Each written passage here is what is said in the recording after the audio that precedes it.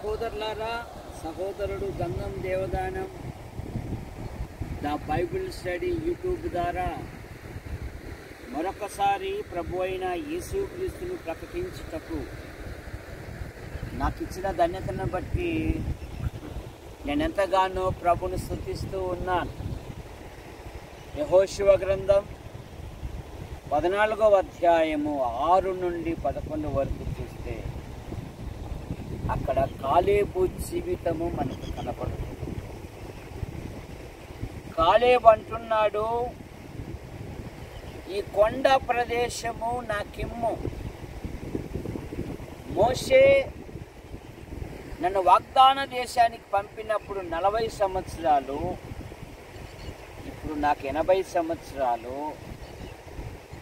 నాకు అప్పుడు ఎంత బలమో ఇప్పటికీ నాకంతే బలము అన్నారు.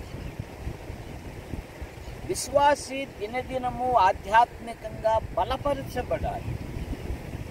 అందుకే 1 పేతురు పత్రిక 2వ అధ్యాయం 1వ వచనములో ప్రభు ఉత్తముడని రుచి చూసి వాక్యమనే పాలను రక్షణ విషయములు ఎదుగునట్లు అపేక్షించుడి అనే మాట మనం చూస్తాం. సంసోను మహాబలాఢ్యుడు. దాగోను ఇనుప తలుపులను ఒక దెబ్బతో లాగినవాడు. ఆయుధం లేకుండానే సింహాన్ని చీల్చినవాడు. ఎముకతో పచ్చి గాడిద ఎముకతో వందలాది మంది హతమార్చినవాడు. ఇశ్రాయేలీలకు గొప్ప రక్షణ కలగజేశాడు న్యాయాధిపతులు సంసోను. 300 నక్కలు పట్టుకొని ఫిలిష్తీయుల పొలాలను తగలబెట్టాడు.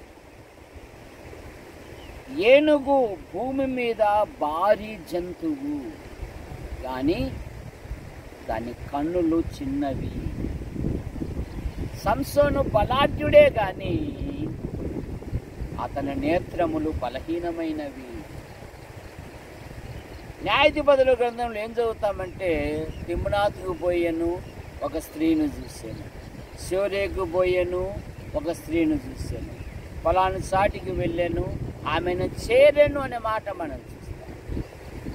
దెలీల్ అంటున్నది, సర్దార్లు నిన్ను పట్టుకోవడానికి వస్తున్నారు అంటే సంసోన్ అంటున్నాడు, ఎప్పటి వల్ల నేను విరాజిమ్ముదును అనుకుంటున్నాను. అతనిలో నుండి ప్రభావం పోయి పరిశుద్ధాత్ముడు అతన్ని విడిచిపోయి అంధుడయ్యాడు. జాగ్రత్త మన ఆధ్యాత్మిక జీవితం. కానీ కాలేబు అయితే నాకు అప్పుడు ఎంత బలమో ఇప్పుడు నాకు అంతే బలం. కారణం ఏమంటే, కాలేబు అనగా పరాక్రమశాలి లేదా కుక్క అని అర్థం. కాలేబు యూదా గోత్రమునకు చెందినవాడు. కాలేబు 12 మంది వేగుల వారిలో ఒకడు. కాలేబు ఆ 10 మంది చెడ్డ సమాచారము చెప్పి ప్రజల హృదయాన్ని కరిగింపజేశాడు. కాలేబు జనులను నిమ్మలపరచి, మనం వెళ్ళుదము, మనకు జయించుటకు బలముంది అన్నాడు. దేవుడు మన యందు ఆనందించిన ఎడల అనే మాట మనం చూస్తాం. కాలేబు విశ్వాస వీరుడు, వారిని జయించుటకు మనకు బలముంది అన్నాడు.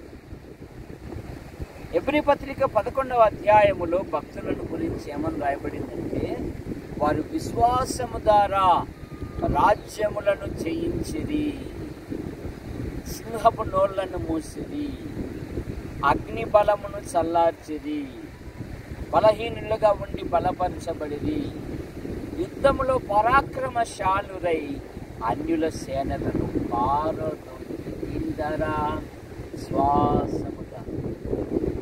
కనుక కాలేబు అంటున్నాడు, వారిని జయించుటకు మనకు శక్తి చాలును అంటున్నాడు. ఇక దేవుడు అంటున్నాడు కాలేబుని గురించి, ద్వితీయోపదేశ కాండం 1వ అధ్యాయం 39వ వచనములో కాలేబు మంచి మనస్సుతో నన్ను వెంబడించెను. కాలేబు జయించువాడు. విశ్వాసీ జీవితములో కూడా ప్రతిరోజు మనము లోకాన్ని, శరీరాన్ని, అంధకార సంబంధమైన దురాత్మల సమూహమును మనం జయించాలి. ప్రకటన గ్రంథం 7 సంఘాలలో ఉన్న వాళ్లకు దేవుడు అంటున్నాడు, జయించువానికి, జయించువానికి, జయించువానికి, జయించువానికి అనే మాట మనం చూస్తాం. కనుక ప్రియుడ, కాలేబు వలె మనము కూడా నిండు మనస్సుతో దేవుని వెంబడించినట్లుగా దేవుడు సహాయం చేయాలి. గమనించిన మాట కాలేబు జీవితాన్ని గురించి ధ్యానం చేయడం సహాయం చేశారు. అయినా పొలాలలో అక్కడక్కడ మీ కుమారుని ప్రకటించాను, మీరు కట్టి ఫలింపచేయండి. సహోదరుడు గంధం Devadanam the Bible study YouTube ద్వారా వీక్షిస్తున్న ప్రతి వారు ప్రతి మేలు పొందినట్లుగా, షేర్ చేయనట్లుగా, లైక్ చేయనట్లుగా మనం లైక్ చేయాలి. మా కొరకు ప్రార్థిస్తూ, మా అవసరాలు తీరుస్తూ మమ్మల్ని ప్రోత్సహిస్తున్న ప్రతి వారిని దీవించమని యేసు ప్రభు నామములో ప్రార్థిస్తున్నాము తండ్రి. ఆమేన్.